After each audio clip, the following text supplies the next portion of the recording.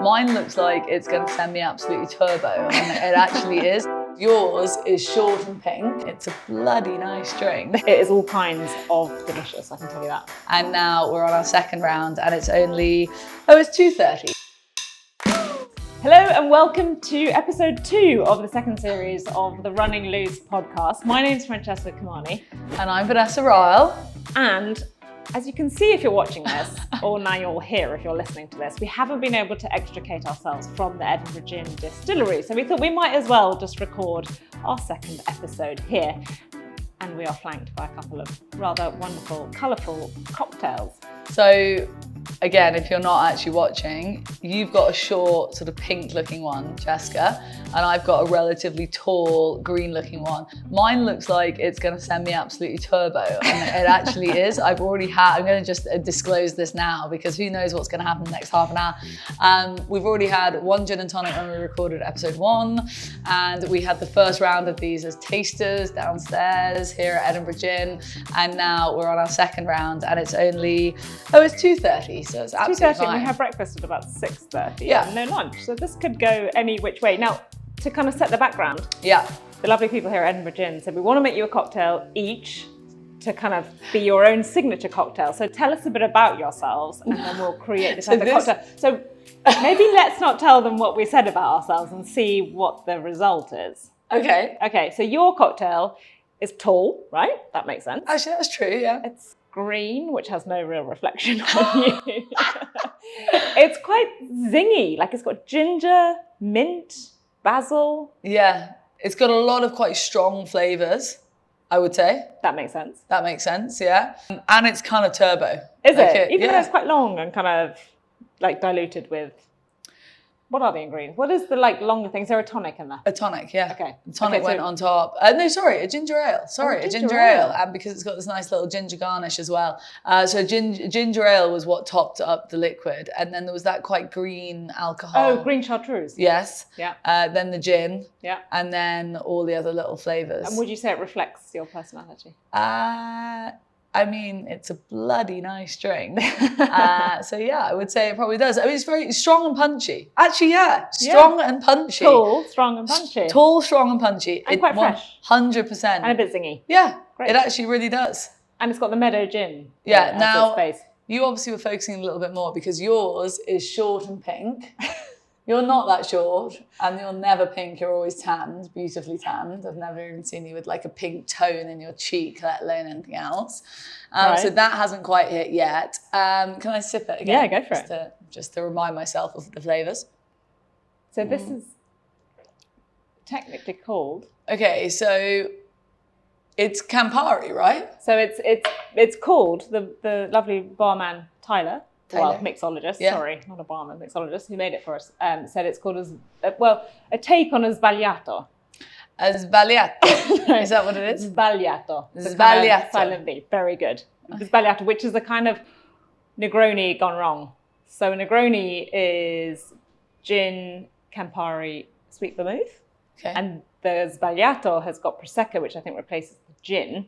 But because we're at Edinburgh Gin, we've obviously got to have gin in there. So we've got the strawberry and pink pepper gin, and there's also Prosecco. And there's also an ice cube infused with juniper and orange. Yeah.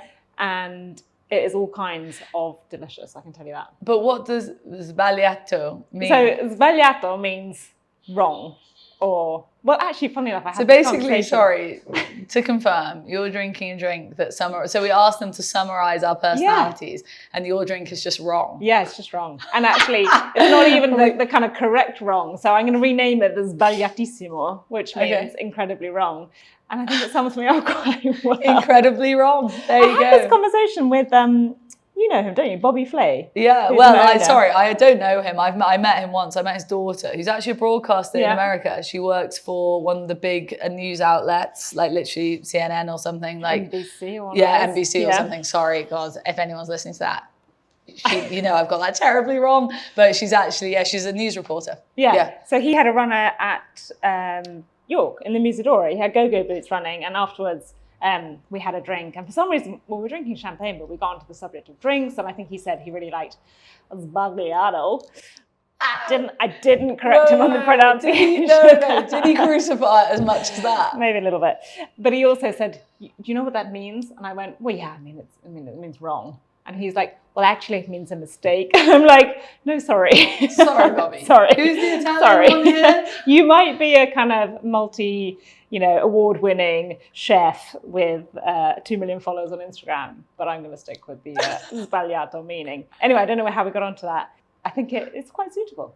Well, he's just wrong. Do you know how we became friends? Not you and I. Well, I have no idea about how me and you became friends. No. But you and Bobby Flay. For anyone who doesn't know, Bobby Flay is like a huge celebrity chef. He's like the Jamie Oliver, but better kind of thing in America, right? Yeah. There's loads of cooking shows, and he's a big owner breeder. Yeah. And he's actually a massive fan of this podcast.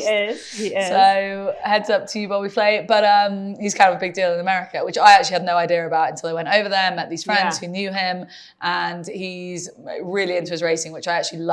He's actually genuinely really passionate about it, isn't he? Yeah. Well, I think he first got in touch with a message on Instagram. He saw my horse eating courgettes through the kitchen window. It's his little party trick. And he said, I hope you're making spaghetti nerano. And I was like, no idea. What is spaghetti nerano? And he said it's a kind of courgette, thinly sliced and fried and made with spaghetti, and it's really delicious. Lovely. And I think they do it on the Amalfi Coast somewhere. Oh. Is there a place called Nerano? Not sure, should know. Anyway, he offered to come and make it next time he was in England. So he said, I'll come to your house and make spaghetti nerano, which I was, of course, like, yeah, sure. So we turned up at my really scruffy kind of Suffolk cottage. I think he possibly expected me to live somewhere quite grand. And he was like, right, and this is the cooker and this is the kind of setup I have to work with. But I've got to say, he made a delicious spaghetti nerano. I think the secret is a lot of butter.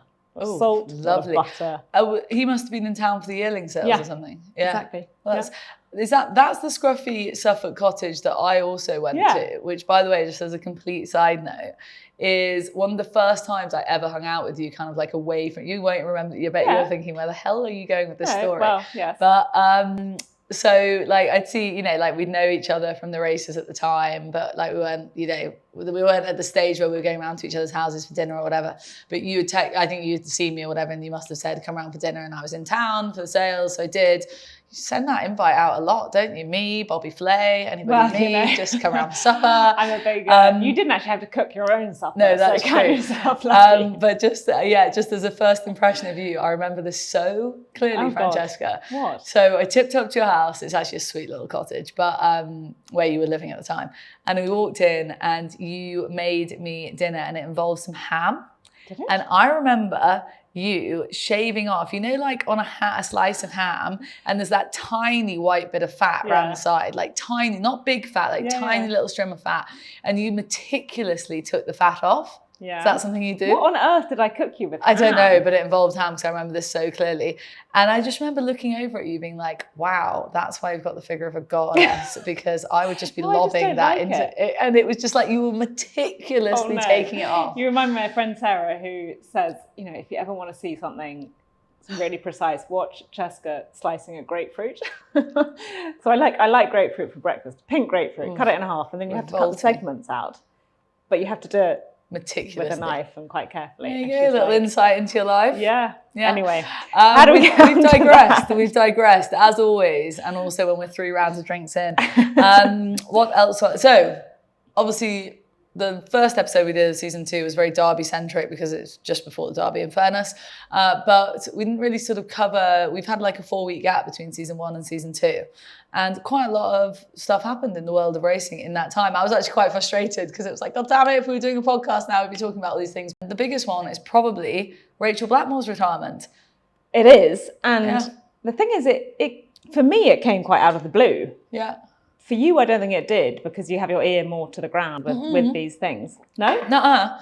No way. Really out of the blue. Because for me, it feels like she's relatively new on the scene, which is completely wrong, because she's been riding for a really long time. And I suppose she only really came more into my consciousness when she was riding the big winners at Cheltenham and then winning the Grand National, and she became this massive star. And now it feels like she's done. I know. But what age is she? She'd be 35. 35. And she has been at it for a long time, and she's achieved so much.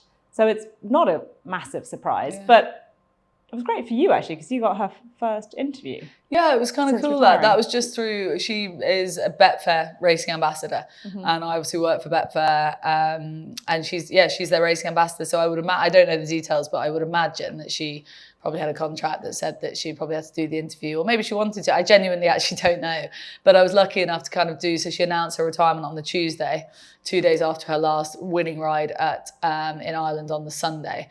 And then she announced her retirement on the Tuesday, and the following Tuesday, she had kept sort of shum all week. She kept quite quiet all week. And then, a week later, they organised the interview. And it was just over Zoom, but, she is a friend. She's somebody I know socially through other friends, and I spent a bit of time with her, being on holiday with her. And so, it was a really nice interview to be able to conduct, and you feel... I felt really lucky to be able to have that chat with her, and to be able for it to be the first one, because it's easy when somebody like that retires that you just end up wheeling off interview after interview and saying the same things. And she had obviously made a conscious decision. She must have had 100 requests to do interviews. Yes. So she'd obviously made a conscious, I know ITV wanted to do a chat with her, and I think she said no. And so anyway, she obviously made a conscious decision not to do all of that. And then, I did this chat with her. It was only like kind of 25 minutes, but I tried to, I tried to make it a little bit different. Well, I've done loads of sit-down chats with her where we've discussed like Honeysuckle winning a champion hurdle and winning the Gold Cup aboard a Plutard and the Grand National. We've talked through the race and the details and the emotion afterwards. So for me, I felt that we didn't really need to go over that. So we sort of kept it as more of a sort of general life and retirement chat. And it was great. Has she talked about what she wants to do now? No, I asked her obviously in the interview, and she said, I knew you were going to ask me that, and I was going to say no comment. But actually the truth of it is that the decision to retire, what you'll get from that interview is the decision to retire came very organically. She sort of had it in the back of her mind, and the seed kind of grew a bit, and then she rode a last winner and she thought that's it. So it wasn't like she planned a retirement date and then had a plan for afterwards. It's just organically come about that she was ready to retire. So I don't know what she'll go on and do. But one thing I know for sure is she'll be a success, because that's just her, whatever she decides to do. She's just like, you can go into loads of details. We don't have time for it on this show. But, the fact that she was such a slow burn success in the early days, she had years of riding with very little success. And the fact that she was able just to keep persevering, keep getting better. When you listen to her, what's fascinating is she wouldn't change her journey from A to B at all. She wouldn't change it, because she says that every ride she had and every experience she had affected what she ended up doing, which was obviously stratospheric in terms of achievement of a female jockey. And she obviously made probably the biggest impact in world racing by winning the Grand National. Yeah. But when you look around at the number of female jockeys riding at the moment, yes, probably more. There are more on the flat, but has it really created a massive boom of like more female jockeys coming through, especially in the national hunt world? Who's her successor over the jumps? I genuinely don't think we'll see another like her. I genuinely don't. And I'd love to say that we would. I'd love to say that there's loads coming through that are going to follow in her footsteps. Maybe there's like a lag period, right? So I think she was doing everything that she was doing, and then she's probably inspired the kind of 8, 9, 10, 12-year-olds that are then coming through. But and the children factor is huge with her. The kids that, you're right, basically. She said when she goes racing, she was like, kids look at me like I'm Beyonce. It's ridiculous. But they, kids are so inspired by her. So you're right. And those kids, will only be coming through in the next 5 to 10 years. So there is that factor. But I do worry that for all she has been just incredible. And I think it's Jane Mangan who said, she didn't just break through a glass ceiling. She literally painted the sky, and she did. But do I think that's her? Do I think Rachael Blackmore has had a sort of massive positive impact on women in racing? Ultimately, or women as jockeys? Ultimately, I'd be worried, maybe not, but... Okay, you mentioned women in racing there. Yes. You did a event at York, didn't you? Yeah. During the Dante Festival for women in racing. Now, I've got to confess, I don't really know anything about women in racing. Fill me in. It does what it kind of says on the tin. It's there to support women in racing. Now, no getting away from the fact that I don't stand here or sit here and protest that I've had like great struggles for being a woman, and I never played the gender card. In fact, like if I could call a spade, it's almost the opposite. I've probably gotten there because I'm a woman, because, Sky, you have to have diversity, and I've probably been given more opportunities that I didn't deserve because of my gender. So it's almost the opposite effect. However, Women in Racing is there to support and to encourage women working in any industry, any part of our industry. So it can literally be from stable staff to the office to race courses to broadcasting, whatever it might be. They have a great mentoring scheme and they have a great bursary scheme, believe it or not. Which you made the most of, Yeah, they gave me a bursary back. It would have been 10 years ago nearly now. And it was when I really needed to go on a presenting course. I was working behind the scenes in racing, but I needed to go on a course and just to learn how to present, like how to look into the camera, how to hold yourself, what to do, just the real basics that unless somebody teaches you, you'll never learn. Well, and can you give me the details of the course? Yeah. I've never done one. You probably had to learn on the job, did you? Yeah. The course was great. So they have a bursary scheme and a mentoring scheme, which are absolutely excellent. So again, you know. What I like about your trajectory is that you learnt a lot of the producing side of things before moving into the presenting, which is so key because it's important to learn how it's all going to look at the end of it. And now you see that. And now I see that because we basically come to record a podcast and she's like, right, we'll move this table here and you're going to sit there and you're going to say this and then we're going to move on to that and then the angle of this is going to be that. And I'm like, great, so I don't have to think about it. And it's so funny to me that you don't think like that. I do a bit. Do you? Yeah. I do a bit. I'm just probably not as bossy as you. Just happy. You're just happy to be a passenger princess on this podcast, do you know what I mean? Oh, passenger princess. Somebody referenced somebody else I know calling them a pillow princess recently, and I was like, oh. Pillow princess? What's that? Put two and two together. Pillow princess. Like if you're a passenger princess, you do nothing with the driving of a situation. If you're a pillow princess, you might not do anything in the driving of a situation in the bedroom. Okay. Right. Moving swiftly on. So let's get stuck into it. Outfit planning for Royal Ascot. Oh God.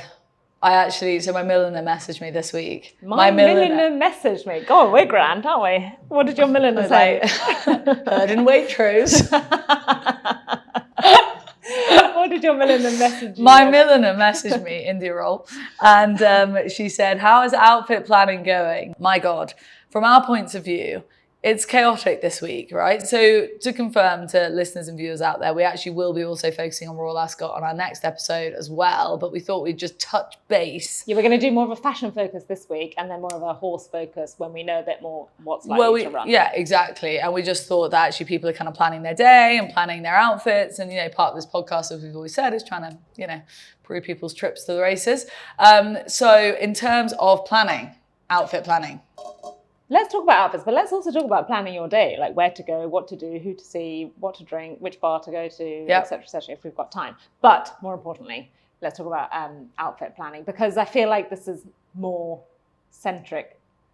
more important for you because that's that Negroni. I outsource this. That's that wrong Negroni. That's that very wrong Negroni. Wrong Negroni. No, you outsource, yeah. I outsource it, yeah. So I have no idea what I'm wearing at this stage for Royal Ascot because, like I've said before, I have my my friend and stylist Sarah Byrne who does it all for me. So she'll find the outfits, find the hats, pair them with shoes, earrings, jewelry, etc. And she works very much on a kind of last minute basis. So I have complete faith in her that she'll turn up with 5 amazing outfits and I don't have to get that involved. Okay, so to confirm, because loads of people out there will love this sort of content, lots of you won't, but some of you will. So you outsource to a stylist. You have no idea what she's going to put you in, but she knows all your dimensions. She knows all your styles. She knows what you like and what you don't like. She knows you inside and out. Yeah.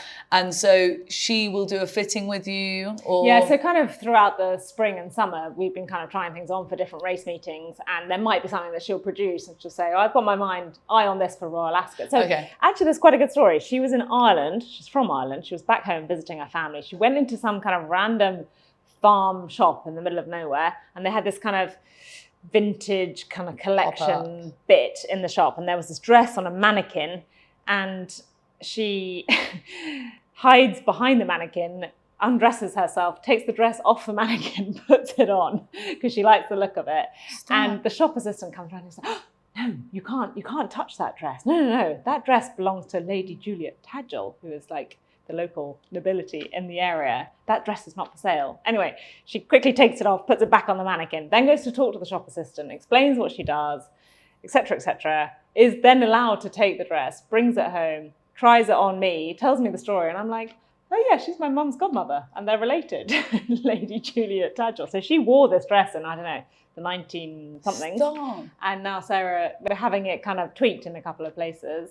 And I think I might wear it for us. That's cool. That's quite funny. That is cool. So she finds things in all she's sorts of all weird and about wacky sustainable places. fashion. Very She's a much lot so. of vintage, a lot of sustainable, as are you, I know that. And things get tweaked and sort of pulled and pushed and pulled in different directions and sort of made She loves kind of taking your sleeve off or so shortening your hem. So it's really interesting because we are literally polar opposites, because yours is very much like a work in progress and a bit of a long-term project and sustainable fashion. Mine is very much on a budget, buy and wear, and is done all by me, basically. Okay, so how do you approach it? What do you stick to a budget? Do you buy things that you know you're going to get? Just to lay out how this works, I work for the Howden, the insurance company, during Royal Ascot, as many people will already know, and David and Fiona Howden are there every day, and I'm in their box with them. I do a few tips, basically I'm there to bridge the gap between the horse racing and the box. But obviously, as part of that is you have to look the part and be the part, and so that involves looking good. And so they give me a clothing budget. The clothing budget, or the expense, it's expenses really, but there's a budget, there's a cap on it, and so due to my very high-end taste, the budget doesn't really cover the cost of the clothes. So what I tend to do... Are we allowed to know what the... I feel generous bad. Enough. It's generous without being ridiculous. Yeah. Like, I'm not going around buying Versace and Chanel, put it that way. And so I sort of have to try and think about it. But I'm very lucky because India Roll does all my hats. Great, so that's done. And that's gifted to me. That's a gifted sort of or loaned? Well, loaned. Yeah, just loaned, sorry. So that's on the basis that you'll wear them, you'll take a picture, you'll put it on Instagram. Exactly, Then it goes back to her. Yeah. So she's very kind. She does that. She's always done that sort of free of charge. So that's that. And then the shoes kind of look after themselves because of my size 9 issue, as we've discussed before. Have you discovered some new size 9? Yeah, because Sarah Kate got in contact with me. She was great with that, and she sent me a few brands, and so that's actually been great. So then really all I have to look after is the actual dress or top and skirt, whatever you choose to wear. So how I tend to do it, and how I've done it previous years, is I might buy 3 or 4 with the budget that I'm allowed. And then I always go over budget with the 4th or 5th, basically. And so I might rent them. Okay. Or I might buy them and just suck up the cost, essentially. Well, we like renting, sustainable. Yeah. And also because I'm in the luxury position that I get to buy the outfit and so I keep it. And, often for Royal Ascot, you might buy something that you'd never wear again. You might wear something that you'd never wear again. A bit of a one-off piece that, is just very Royal Ascot, but you wouldn't wear it again. Would you then rent it? Yeah, could do. But what I tend to do, because I'm buying them, is I buy something that I really love. Do you see what I mean? Okay. So I end up buying a collection of clothes with a budget that I actually really love and would wear again to weddings and other race days. And how are you going with that buying process? Really badly. Yeah, that was actually... Online, in-store? It's all online. I mean, to be honest with you, without being crude, it's a fucking disaster. Genuinely. I hate it. I always want to try and be a bit different, but I end up going down the same route and the same style. And all in all, I don't really enjoy it. But any brands we should look out for? Oh, I'm not even at that stage yet, and we're 2 weeks out. Okay. Yeah. Horrendous. So that's the Royal Ascot update. 2 weeks out? More like 3. 3? 3 weeks out. Thank God, 3 weeks. We've established that we never quite know what. So that's the Royal Ascot planning. Yeah. Okay. And in terms of the race day, I mean, for me and you, as we've discussed before, we don't need to go back over it. You're shipped in and shipped out. You're just broadcasting. And I'm kind of... But for people who want to go and enjoy a day at the races, what would you suggest is the ultimate way to do Royal Ascot? Get there nice and early as you possibly can, really. Whether you're in the... Gates open at 10:30. Obviously, dream situation is somebody has a picnic and people bang on about car park 1. It's just full of wankers. I joke. Our studio audience 1 finds that very funny. So car park 2, more trainers, owners. Car park 2 is trainers and owners, and I have a lovely time in there. In fact, we've got some listener questioners. Okay. Questioners. Wow. Wow, we've got some listener questions, and one of them is... Okay, but then we need to go back to the ultimate day at Royal Ascot. Carry on. Well, I think we can tie it in. Okay. So, I think we can tie it in. Multitasking here. Because it came from a friend of mine, Steph Bell. said, what's your favourite Royal Ascot car park story? Ooh, this will be good. What, my one? Yeah. A friend of mine I can't remember what happened yesterday, let alone a friend of mine, and I'm obviously not going to name her. So one of my rules on this show, everyone, is that I'm allowed to tell stories because I get loads of stories. I've got loads of stories. But, you know, lots of them are about other people. And so I don't want to be the person that's throwing people under the bus left, right and centre. So my kind of rule is that I can only tell the stories that are my own personal stories. Does that make sense? Yeah, total sense. So that's kind of the rule for this show for me personally.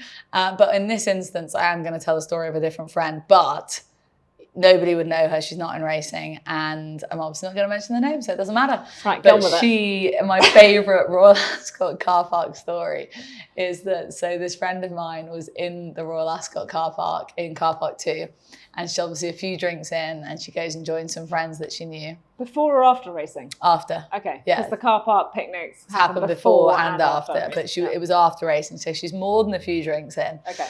And she'd just broken up with this guy. And she was on one, you know, as a result. She was a bit on one. She was having a big day out. She looked great. She's like banging. She's having a good time. And she saw the chap in the car park that she had been dating. So she tried to be really cool. And she was like, hi, hi. For anybody not watching, I'm sort of waving into the distance. And she's trying to do that kind of royal wave. And she's like, keeps walking. And because she's looking back at him waving, she literally walked straight into a car that reversed onto her. Oh, no. Yeah. You're right. Like, as in it was going at 1 mile an hour. No. But like there's a car backing out of a slot and she's walking into it trying to be cool. And she literally, when she said, like, she told me the story, and she was like, but I was hit by a car. As in, I was trying to be cool and I was hit by a car. Oh, no. And if you know her and you know the setup, you can just envisage how uncool she would have been in that moment. Oh, no, that's my favourite story. Her trying to be cool in front of her ex and she gets hit by a car. Because they can get quite rowdy, those really picnics. rowdy. Yeah. Really rowdy. What about you? Favourite Royal Ascot car park story? Well, I was just trying to remember. I'm not sure if it was in the car park or in that kind of bird cagey area up at the top in the Royal enclosure. Yeah. And it was quite a few years ago. And I was with some very good friends of mine. And I hadn't really registered at the time, but one of them did point out that in our little milieu there was a ex-boyfriend, a future husband, and I think maybe another ex-boyfriend at the same time. So it was all quite an awkward situation, which I didn't really kind of stick around in for very long. Jessica like moving around like sharks, like left, right, no, don't bump into him. Anyway, yeah. It is full of potholes, by the way. That's what we call them, potholes. You know, potholes. Where you've got to like swerve left, swerve right, a bit of that going on. Yeah. Rob, get in there to see the royal procession. No? Oh, couldn't care less about that. But really? Off with your head. Are you serious? Sorry. That's what makes Royal Ascot Royal Ascot. Okay. Using the royal procession then. Okay. I'd just go to the bar for that bit. She's in the bar, you heathen. Okay, well, royal procession. A lot of people like going to see the royal procession, coming down the track and then arriving in the paddock. So my favourite bar. Okay. About the royal procession. Favourite bar. Yeah, so you know, as you come in through the gates where you've got the paddock right in front of you and on the right. Yeah. So you come in the gates, you've got the paddock on the right there. If you go left down the sort of ramp there, there's a lovely little spot where there's loads of picnic tables under some trees. Yeah. But it's in between. So it's in between the pre-parade and the paddock, and it's not an enclosure. It's not a royal enclosure or anything. Anybody can go there. There's a bar just hidden away under the sort of on the ramp. And it just means that you can sit there, you can actually nip to the pre-parade ring and you can nip to the paddock really easily, and it's a lovely spot. I think something we should make clear for people listening who may not have been much or are thinking of going but might find it all a bit daunting is that there is the royal enclosure and there are rules for dressing in the royal enclosure, but you can still go to Ascot and enjoy an amazing day's racing, see the horses, get to the good bars, be in the grandstand, get to most places you want to go without being in the royal enclosure. Correct? Yeah, of course. Yeah. So you don't have to adhere to the fashion rules. You don't have to be like approved and go through the whole process. And you can still have a great day out. 100%, yeah.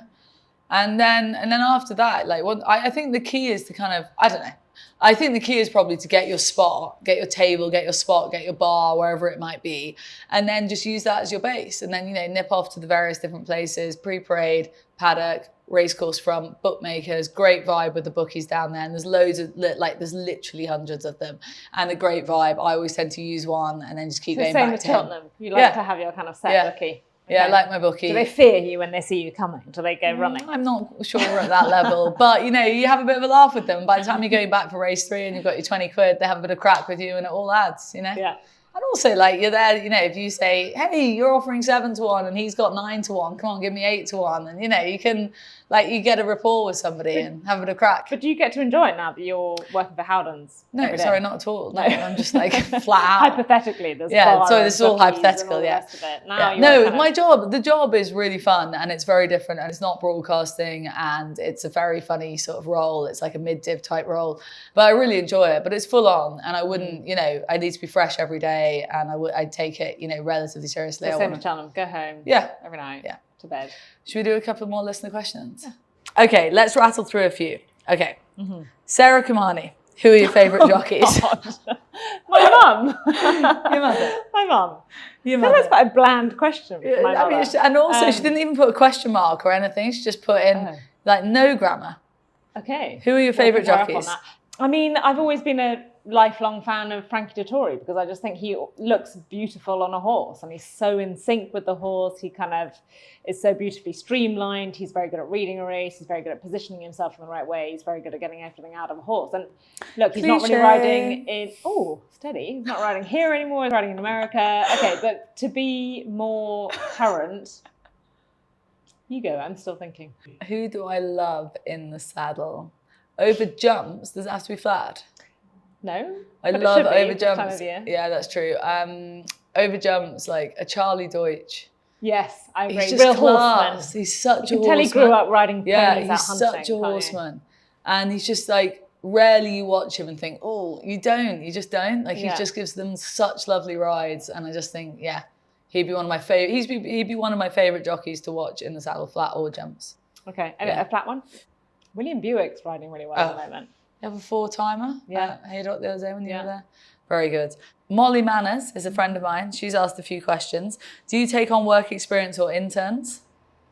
For the podcast? I think she means maybe more in your like broadcasting. Was that to me or is that to you or is that to the podcast? Do you take on work experience or interns? Well, maybe we should. Maybe we should. For the podcast. Yeah. Although I don't know if they'd learn anything. He makes another cocktail. Francesca just needs to go on the presenting course and I have no idea what I'm doing, Molly, so that's great. What about, she also asked, how is the new hunter/team chaser going? Hello. Molly knows which questions to ask. I feel like this is a kind of podcast bingo now, the team chaser. We have a weekly update on there's been a little theme and the latest update, Molly, is that Paul Nicholls has given me Captain Matan. Oh, it's happened. And it's happened. You got him yet? No, I'm picking him up. But when this show goes out, I might be picking him up, actually. But basically, they ran him for the last time at Newton Abbot, and he won with Olive Nicholls on. And then he barely crossed the line on my feed that I was watching, and Paul rang me and said, you know, the deal's on. He's yours if you still want him. Oh, were you worried he was going to say we're keeping him in training for another year? When the phone rang, I literally answered it by saying, you're not going to tell me that because he's won, I can't have him. And he was like, no, deal's still on, deal's still on. That's exciting. So very exciting. So you're going to go from Bob the Cob to like an absolute literally, it's like going Jaguar. It's like going from a Peugeot 106 type job, like very much first car, safety first, to a Porsche.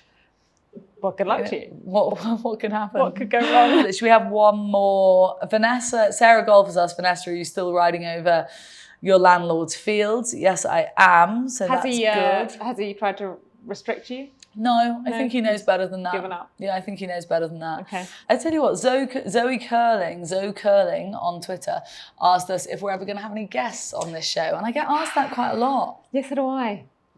Should we? I think three's a crowd. I'm not sure they get a word in. Not at all.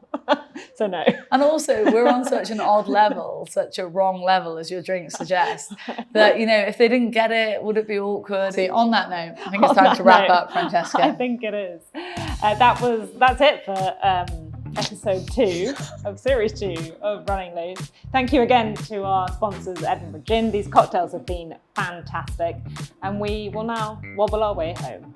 Bye everyone.